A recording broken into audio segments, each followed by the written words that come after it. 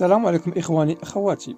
فيديو ديال اليوم غادي نديكم معايا لواحد العين اللي قليل اللي تعرفها. هاد العين سميتها عين حمام. هاد العين تتواجد بأم العز نواحي سلا في طريق عكراش بالقرب من سد مولاي عبد الله. هاد العين صحية تيجوا لها الناس من الرباط ومن سلا. ما نطولش عليكم، نخليكم مع الفيديو تستمتعوا به. ما تبخلوش عليا بلي لايك وتفعلوا الجرس باش يوصلكم دائما الجديد. يلا نخليكم مع الفيديو.